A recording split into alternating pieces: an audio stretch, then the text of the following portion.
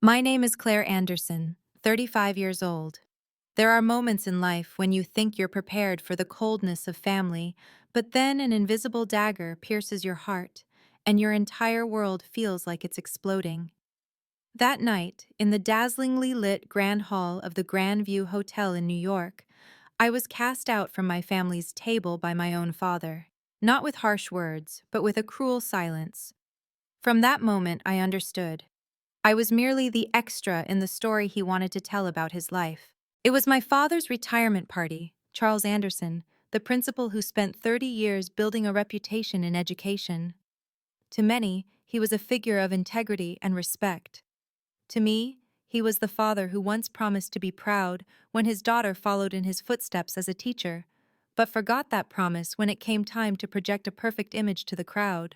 I arrived with my husband, Ethan, on a chilly Saturday evening. We were 15 minutes late due to traffic, and I still remember the nervous flutter as I stood before the mirror in my navy blue dress, bought 3 years ago. It was my finest dress, tied to the day I won the Outstanding Teacher Award. Ethan held my hand, whispering, "Be confident, you belong here." I believed him until I stepped into the hall. Crystal chandeliers cast light over tables draped in pristine white linens, adorned with elegant white orchids, each stem worth a week's groceries for me. 200 guests, education officials, donors, reporters, filled the room. My father, in a sleek Tom Ford suit, stood beside Patricia, his new wife. She wore a glittering diamond necklace, her smile polished to perfection, her eyes coldly scanning me from head to toe. "Claire, you're here," my father said warmly, but his eyes avoided mine, as if my presence was a mere obligation. "Of course I wouldn't miss your big day," I replied with a forced smile. Patricia was different. She eyed my dress, her lips curling into a mocking smirk. "How sweet. Jessica's been here an hour, mingling with the board. You know, early preparation is always better." Jessica. A name that haunted me like a shadow. Patricia's daughter from a previous marriage, a rising young lawyer whose mere presence turned heads. She approached at that moment, confident in a form-fitting red dress, her smile radiant. "Oh, Claire, what a surprise you made it. You look so comfortable." Her voice was syrupy, but each word pricked my pride like a needle. I held my tongue, reminding myself I was there to celebrate my father, not to compete. But as I passed the VIP table, I froze. I searched for my nameplate and found none. There was my father's, Patricia's, Jessica's, even major donors, but no Claire Anderson. "There must be a mistake," I said softly. Patricia stepped forward, her voice sugary. "Oh, no mistake. We only had 8 seats and Jessica needed to sit beside the foundation's chair. You'll be more comfortable at table 12. It's all teachers there. You'll fit right in." I stiffened. "But I'm his daughter." Patricia tilted her head, her smile icy. "Of course, everyone knows that. But this is about image, about the future. You understand, don't you?" Ethan gripped my hand tightly, his voice low but firm. "This is my father-in-law's retirement party. No one has the right to take my wife's seat." My father approached, adjusting his tie, avoiding my eyes. "Claire, you'll sit at table 12.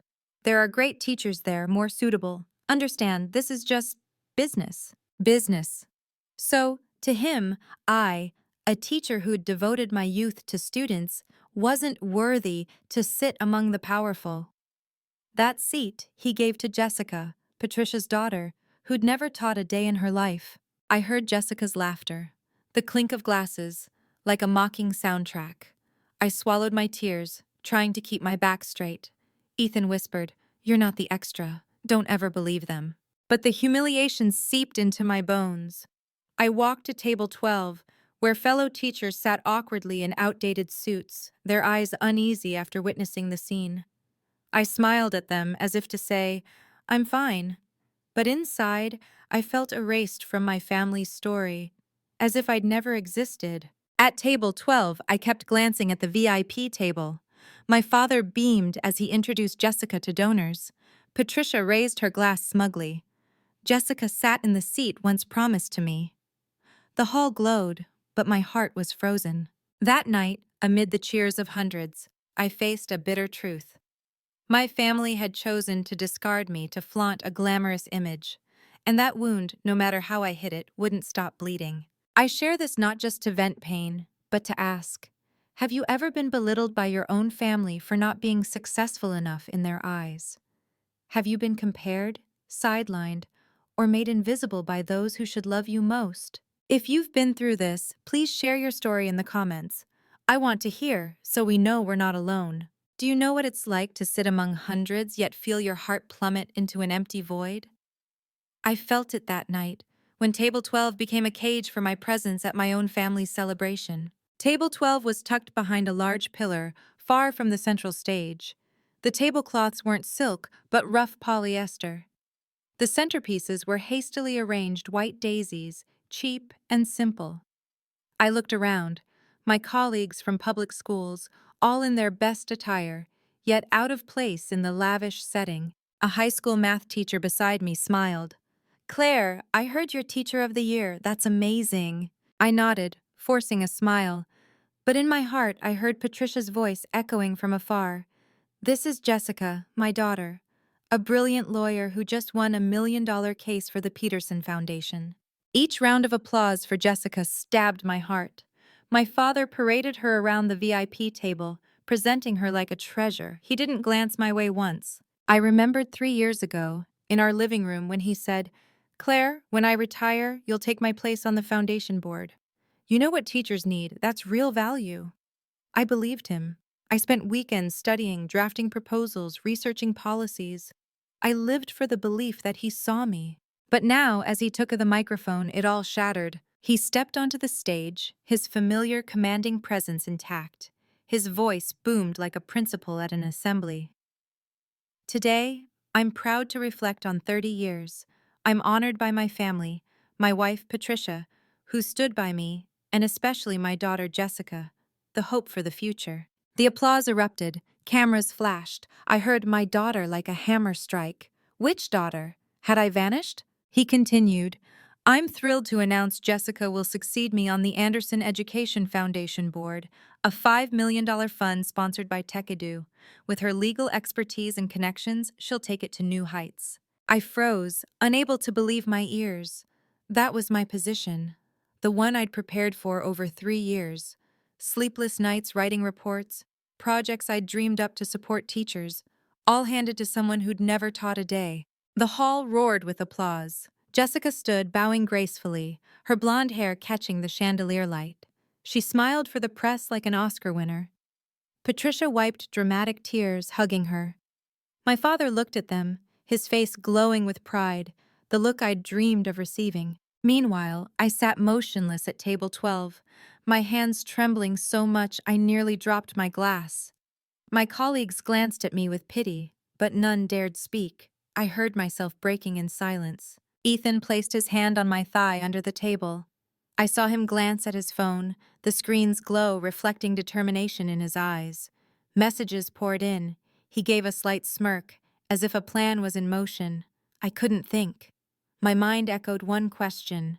Why did my father do this to me? As the applause faded, my throat tightened. I fought back tears, but they spilled, rolling down my cheeks. I bowed my head, letting my hair hide them, hoping no one saw. But the truth was, no one at the VIP table cared to notice.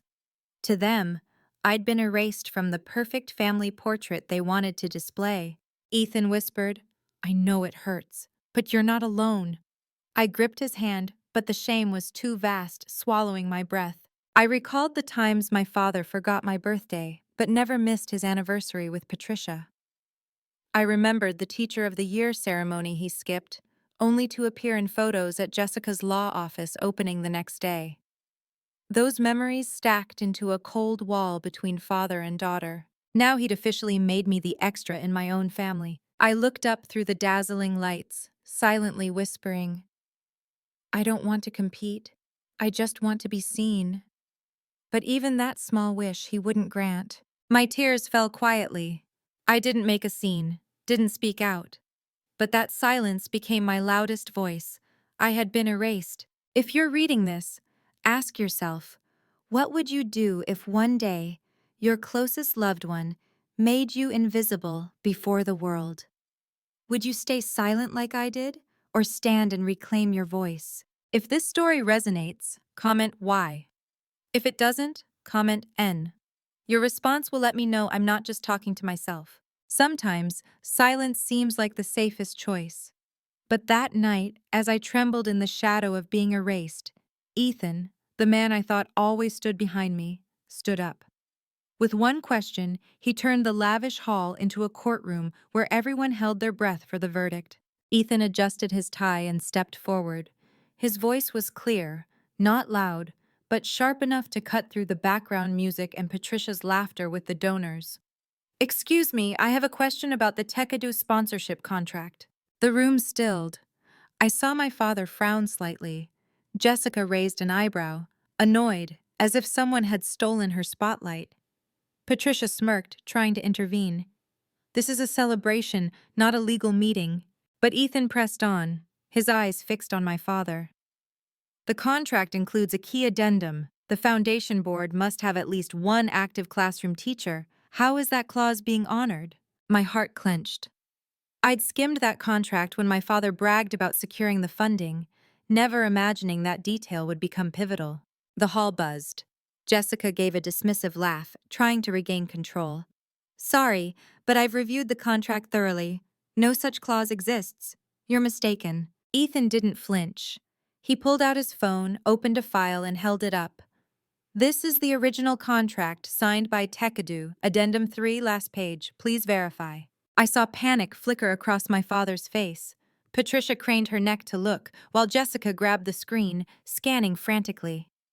At that moment, a voice from the front row spoke up. "I confirm. I received the contract with that addendum." It was David Chen, the funding board's chair. The air grew thick. Jessica paled. I saw her hands shake as she stammered, "No, that's impossible. The contract I was given only had 6 addendums, none with that condition. There must be a mistake." Then, a man in a dark suit, Alan, Jessica's legal assistant, whom she'd bragged about as her old law school friend, stepped forward awkwardly. Ethan zeroed in on him.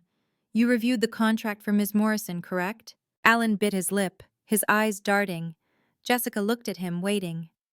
After a tense pause, he sighed. "I removed that addendum before giving it to her."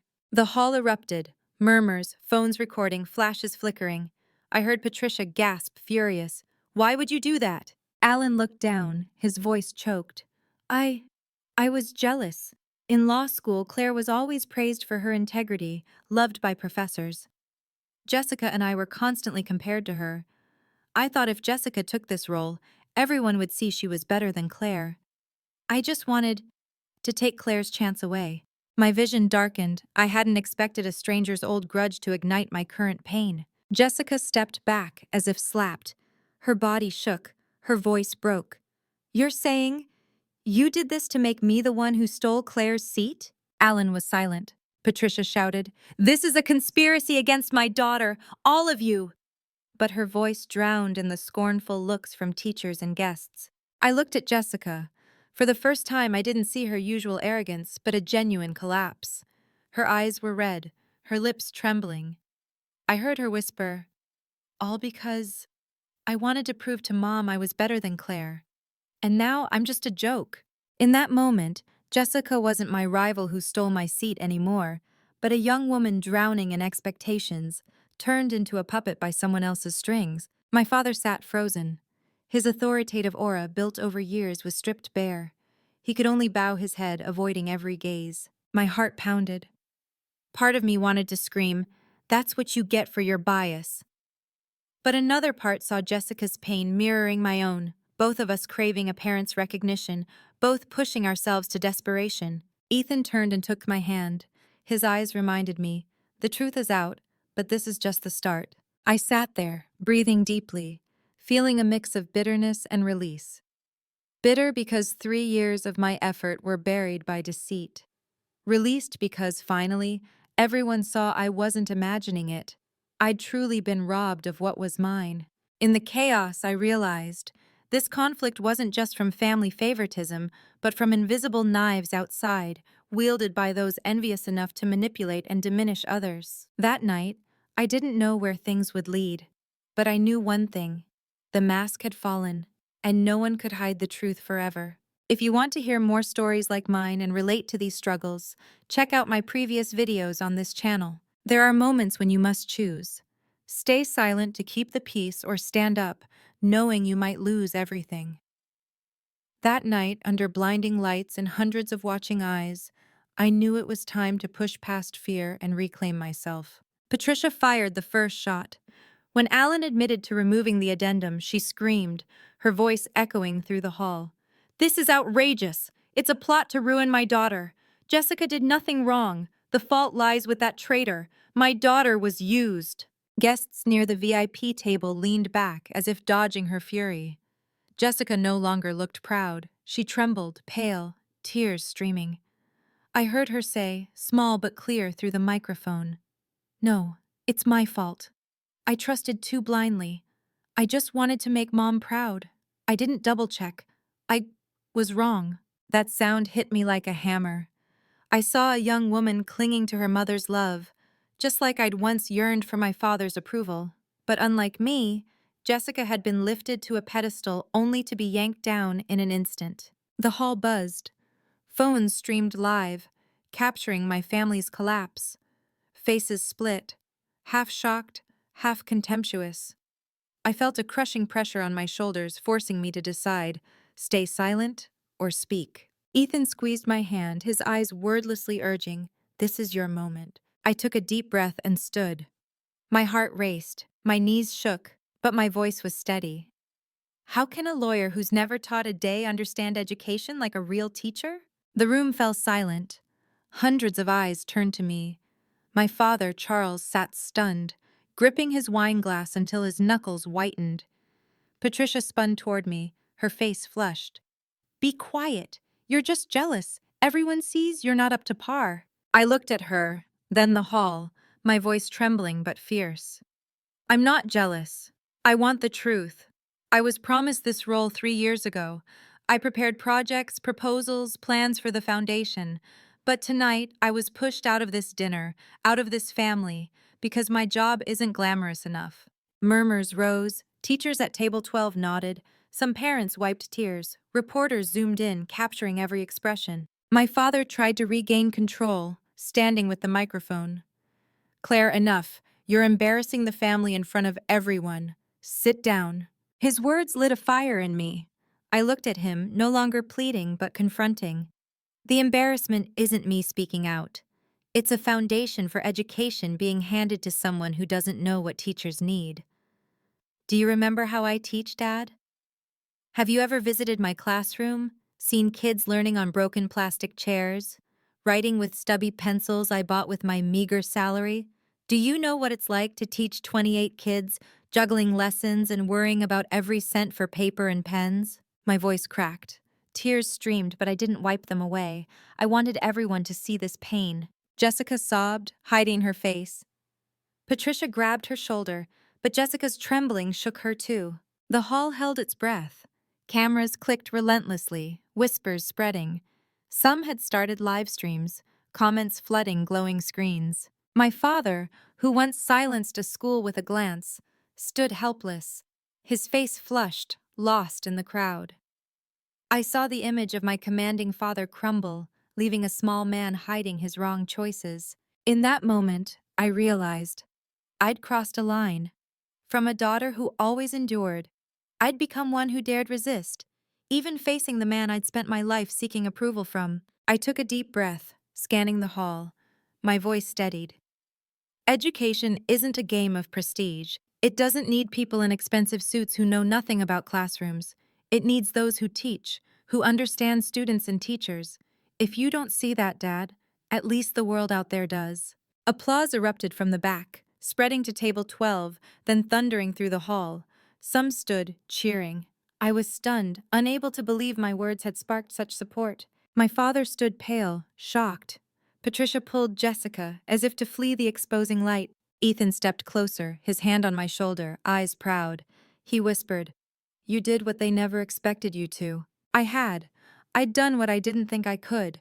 But I knew then, this confrontation was just the beginning. Have you ever seen someone proud and lofty suddenly stand before a crowd and bow in apology? That moment is both painful and hopeful, showing people can change. That night, I saw it from Jessica, the one who'd taken my seat. The hall was still chaotic after my confrontation with my father. Whispers didn't stop. Cameras panned from the VIP table to table 12. Flashes fell like rain. I heard someone murmur, "This'll be in tomorrow's papers." Suddenly, Jessica stood. Her blonde hair caught the light, but her shoulders shook. Her voice, broken but clear through the microphone, filled the room. I I need to say this. Everything that happened tonight, it's my fault. The hall went silent. Patricia grabbed her arm, panicked. "Jessica, you don't have to." But Jessica pulled away, tears streaming, eyes red. "No, Mom. I was wrong. I took a position that wasn't mine. I let ambition and my need to make you proud blind me, and I let someone else use me to steal Claire's seat. From this moment, I give it back." I froze, unable to believe my ears. Jessica, the one who'd coldly mocked me, was publicly apologizing before hundreds. She turned to me, her voice trembling but resolute. "Claire, if the foundation needs a lawyer, I'll volunteer for 6 months, no pay. I want to make this right, at least by protecting the foundation from legal gaps like the one I overlooked." A wave of murmurs swept the hall.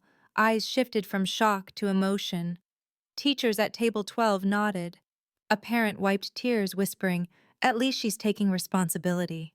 Patricia sobbed. For the first time, she wasn't the cold woman with a carved smile, but a real mother, watching her daughter bow and break. She hugged Jessica, choking. "My girl, I never thought you'd stand before everyone and say this." My heart tightened. In that moment, I realized sometimes what we despise in someone is what they're fighting to escape. Jessica wasn't my rival anymore, but a young woman craving love, lost in its pursuit. I was lost in thought when Ethan took the stage. He held the microphone, his voice calm but firm. "Thank you, Jessica, for your courage, but I have one more announcement for everyone here." The hall held its breath. I looked at him, a strong premonition rising. Ethan took a deep breath, speaking slowly. "Ladies and gentlemen, I'm not just Claire Anderson's husband. I'm the founder and CEO of Tech Edu Corporation, the company that sponsored this $5 million foundation." Murmurs erupted. Reporters surged forward, cameras flashing. I heard Patricia gasp. "Impossible! He drives a Honda Civic!" Ethan smiled, unfazed.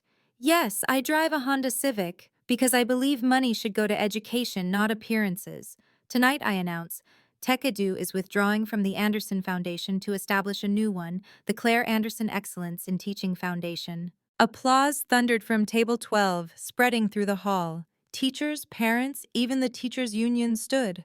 I saw their shining eyes saying justice was restored. Ethan continued, his voice proud.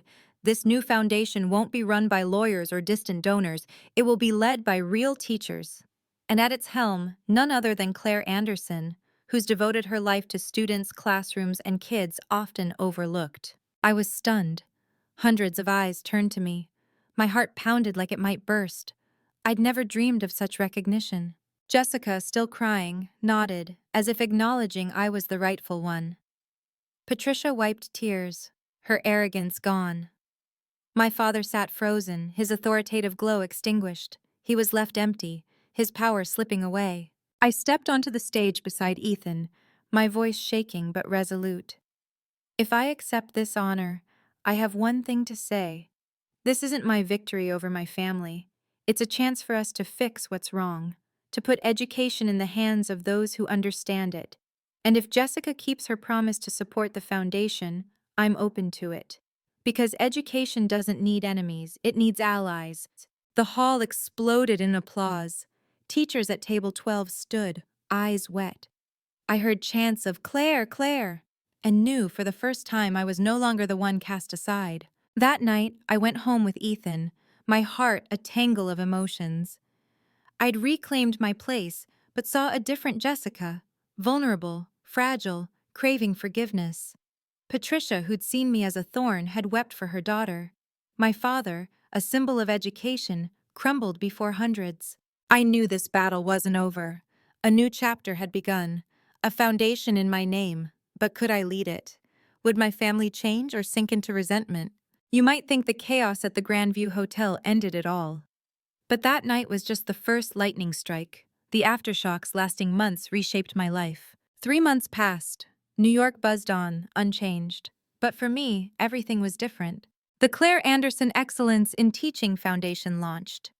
Its small Brooklyn office wasn't glamorous, but glowed with light and laughter.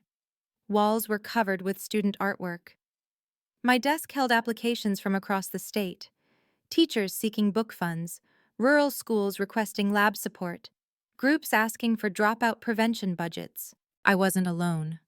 Jessica kept her word, volunteering as our legal counsel, sitting across from me, patiently reviewing contracts. Once alien to me. One day she smiled. You know, Claire, this is the first time I feel I'm doing something right. I nodded. No bitterness, no hate. I saw a new Jessica, humble, listening, learning to take pride in herself, not borrowed light. Surprisingly, Patricia changed too. After the party, she vanished for a while. Then one day, she came to the office. No glittering gown, no haughty tone. She wore simple clothes, holding a box of homemade cookies. Her voice trembled. Claire, I'm sorry. I pushed success onto my daughter like a mask to make up for what I never had. I forgot real value isn't in glamour but in how we live. I paused, then took the cookies. Her apology didn't erase everything, but it was a start. From then on, Patricia stepped back. She stopped flaunting Jessica publicly, instead praising her courage and kindness, small things she'd once overlooked. My father, Charles Anderson, was different. He lost everything. His reputation tarnished, his model principal image stained. Papers called him the biased father, the failed foundation manager. He retired quietly, no longer invited to speak. One late evening, my phone rang. His voice trembled. Claire, I want to see you. We met at a small cafe near the elementary school where I teach. He looked older, hair white, eyes no longer commanding. He bowed his head, speaking slowly. I was wrong. I want to make things right. Please give me a chance. I took a long breath. As a child, I'd waited for, I'm proud of you. But that night, I wasn't that child anymore. I set terms. Dad, I don't need empty promises. I need action. If you want to fix this, join family therapy for at least 6 months and publicly apologize to the teachers you belittled. If you do that, I'll open my heart. He sat silent, tears rolling down his cheeks. I don't know if he'll follow through, but for the first time I saw him listen. My life is different now. I still teach each morning, greeting kids with a smile. But now, I'm recognized. Parents greet me with respect. Students see me as a role model. Above all, I no longer feel invisible in my own story. At the Foundation's ribbon cutting, I said, misunderstandings are cleared by truth, but only love and forgiveness bring change. Seeing Jessica beside me, Patricia nodding quietly from the back, I knew that message wasn't just for education, but for my family. Looking back, the greatest value wasn't titles, money, or a board seat, but the truth of fairness, love, and forgiveness. I was once cast out from the table, crying silently for recognition, but I learned my strength wasn't in being given a seat, but in standing up, claiming my worth. This story showed me mistakes aren't the end. When Jessica owned her error, when Patricia saw her daughter's true value, when my father faced his wrongs, I understood truth can hurt, but only love offers a chance to change. If you've ever felt belittled, remember, your worth doesn't depend on others' eyes. You deserve respect. Thank you for listening. If this story touched you, please like, comment, and subscribe to join me in sharing more human stories.